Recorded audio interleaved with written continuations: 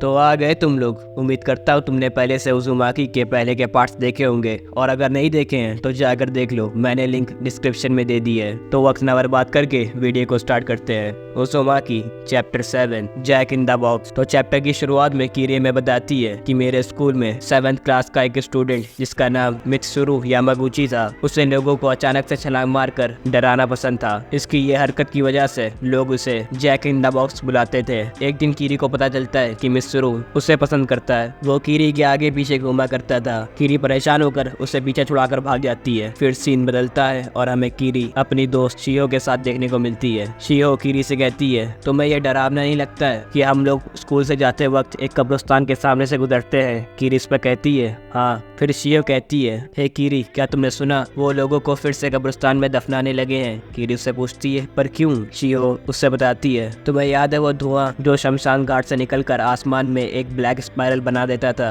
कुछ लोग कहते थे ये फ्यूनल की वजह से हो रहा है, और कुछ लोग कहते थे ये मौसम की वजह से है। पर मैंने सुना है कि हमारे यहाँ जब भी किसी मरे हुए इंसान का अंतिम संस्कार किया जाता है तो उसका धुआं कुछ भी करके एक ब्लैक स्पाइरल में बदल ही जाता है, और ऐसा सिर्फ हमारे शहर में ही होता है। मैं हैरान हूँ, ये काफी अजीब है। एनीवे, इसी मारे मरे हुए लोगों को चलाने की बजाय दफनाने लगे हैं। कीरी अपने मन में सोचती है, मैं हैरान हूँ, क्या इस शहर का हर इंसान स्पाइरल से श्रापित है? कीरी शिहो से कहती है, तो लोग अपने रिश्तेदारों की बॉडीज को जलाने के बजाय दफनाने लगे हैं। मेरे ख्याल से ये उस स्पाइरल क्लाउड से तो बेहतर है। फिर शिहो कीरी से कहती है, हाँ ये तो ठीक है, पर सोचो उन मरे हुए इंसानों की बॉडी इसी कब्रिस्तान में दफन है। काश कि ये बातें मैंने तुमसे नहीं कही होती। मुझे बहुत डर लग रहा है, जल्दी चलो यहाँ से। वो दोनों जा ही रही होती है, तभी मित्सुरु अचानक से आकर उन्हें डरा देता है। उसे देखकर वो काफी ज्यादा डर जाती है। मित्सुरु उनसे पूछता है, क्या मैंने तुम्हें डरा दिया? कीरी उससे कहती है, क्या तुम मुझे अकेला छोड़ दोगे? मित्सुरु कहता है, मुझे माफ करना कीरी, मैं तुम्हें डराना नहीं चाहता था, ये मेरी आदत है लोगों को चौंकाने की। शिहो मित्सुरु से कहती है,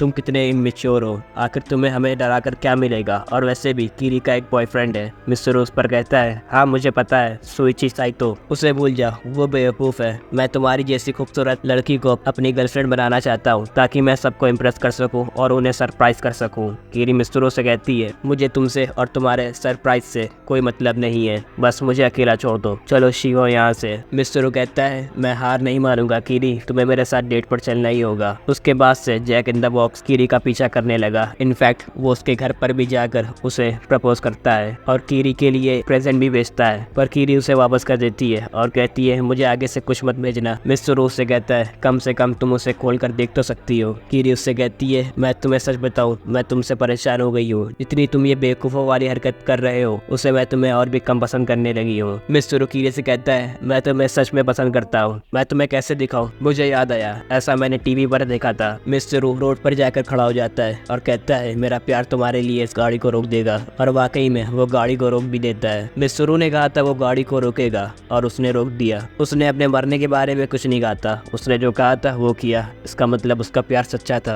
उसके मरने के बाद स्कूल में उसकी बातें होने लगती हैं। उसे भी जलाने के बजाय कब्रिस्तान में दफन कर दिया जाता है। कीरी उसकी मौत पर परेशान हो गई थी। वो मित्सुरु का दिया हुआ गिफ्ट को खोलने लगती है, और जैसे ही वो खोलती है उसमें से छलांग मारकर एक खिलौना आ जाता है, और ये चीज तुम्हें आगे की स्टोरी में काम आएगी, तो उस खिलौने को याद रखना। कीरी सुइची को कॉल लगाती है और कहती है, मैं क्या करूँ? सुइची उससे कहता है, तुम मित्सुरु की वजह से परेशान हो, वो तुम्हारी वजह से नहीं मरा है, इसमें तुम्हारी कोई गलती नहीं है। तभी कीरी को उस खिलौने में से आवाज आती है, ये तुम्हारी गलती है, वो तुम्हारे लिए ही मरा था और अब वो तुम्हारे लिए वापस आएगा। ये सुनकर कीरी बहुत डर जाती है। सीन बदलता है। कीरी और सुइची हमें कब्रिस्तान में देखने को मिलते हैं। कीरी सुइची से कहती है, मुझे यकीन नहीं हो रहा है कि हम ये कर रहे हैं, मुझे तो ये भी नहीं पता है कि वो कहाँ दफन है। सुइची उससे कहता है, हम ये काम दिन में नहीं कर सकते हैं, बस यही रास्ता है उसे पकड़ने का। कीरी उससे पूछती है, तुम्हारा क्या प्लान है? सुइची उससे कहता है, मैं इस हथौड़े से उसके दिल पर वार करूंगा ताकि वो कभी भी जिंदा ना हो सके।